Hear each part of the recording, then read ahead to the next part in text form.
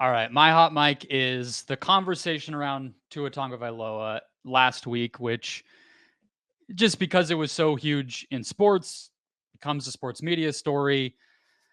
Everybody weighed in.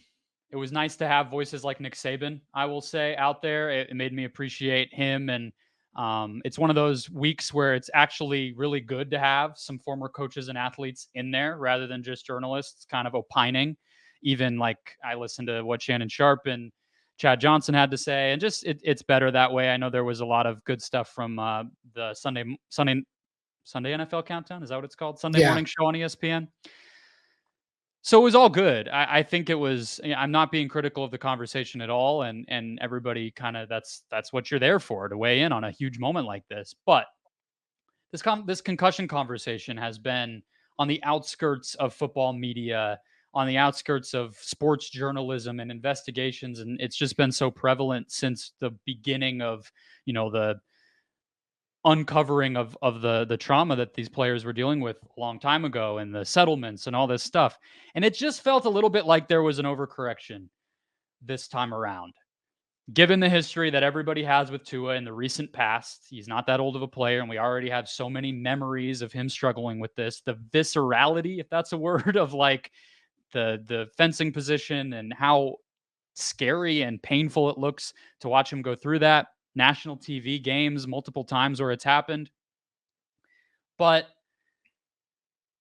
I still think it kind of condescended to Tua in a way that I wasn't super comfortable with in some instances. The general chatter veered a little too far in the direction of, we know all this stuff now about how much this is affecting you, so therefore here's like the ethical or moral decision you ought to make. And I think it just overlooks that, hey, the guys on the field have also been part of this conversation and this awareness for 10 years as well or more. I think Tua knows how serious it is. So let's just keep that in mind. I don't have like a profound thing of where it should go, but it felt uncomfortable to me. My read on it was the first time Tua got the concussion on Thursday Night Football, which was in 2022, I believe. The reaction was very football based, a lot like the Damar Hamlin incident, where it was, look at what football is doing to these players, and look at the risks and the dangers associated with football, which are all valid conversations to have. I felt like this time around, it was very Tua focused.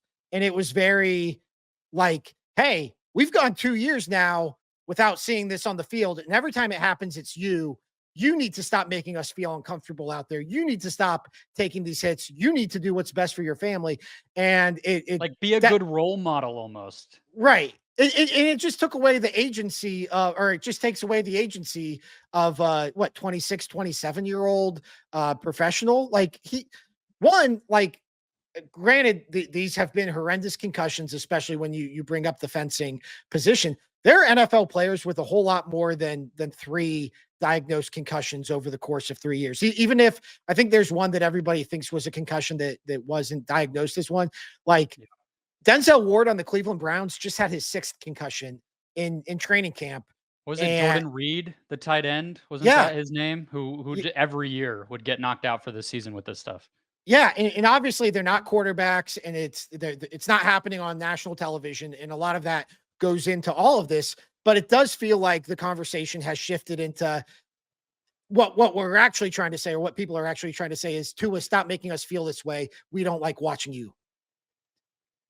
Yeah, and we think that the right thing to do in accordance with the progress we've made on this topic would be for you to choose the path that is probably big picture the best one. You know what I mean? And one, like, we have no way of really knowing if that's true or not, obviously. Two, I mean, I think the other part of it is, you mentioned there's a lot of players who have gone through this in a more extenuating way that we don't to cover, but there's also players who have zero, who deal Mhm. with a lot of stuff later in life. It just felt like an overstepping of, like, almost a celebration of, like, we got this covered now. Like kind of almost sports media patting itself on the back in a way of like, we know how to have these conversations now and we know this guy's history. So let's LFG, like, you know what I mean? It was just weird. Yeah. It rubbed me the wrong way. I did think, real quick, I thought Get Up did a nice job actually of covering it. They had one segment of the show where it was only ex players. And so this is, 12 hours later on Friday morning.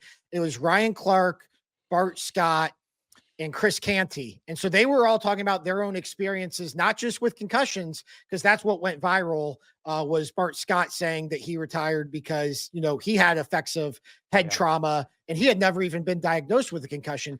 But even the conversation about, hey, here's why it's not so easy to just retire at 27, because that's what everybody wants you to do. Like, this is your livelihood. This is all you know. This is your only shot at doing this. This is your identity wrapped in up in this. And obviously there were other ex-players saying that elsewhere, but I thought that the idea of having a players only conversation, which because of Ryan Clark's versatility, where he can be a host and an analyst, really in the same segment, I thought that was one of the better conversations I saw regarding Tua last week. Yeah, I guess that is a great distinction that I should have made more clearly. I think the majority of the issue that I had was more of the reporter and analyst media types. I thought that, first of all, I'm not going to critique a player for talking about their own experience with this stuff ever, really, but I do think they were more nuanced most of the time that I saw them. I mentioned Sunday Countdown, I mentioned Nightcap. Those shows both I thought did a pretty good job of, hey, here's, maybe how he could adjust his style of play. Here's some of the things that we wish he might be doing. Here's what he might be weighing, all that stuff. But then you get into, the podcast hosts and the Mike Florios of the world and those types of people. And it just ends up being a little bit of disappointment, in my opinion. It sounds like Tua is going to the IR. We'll see. It doesn't sound like he has any plans of hanging up the cleats right now, at the very least, see how things progress. But the conversation will return whenever he does, I assume.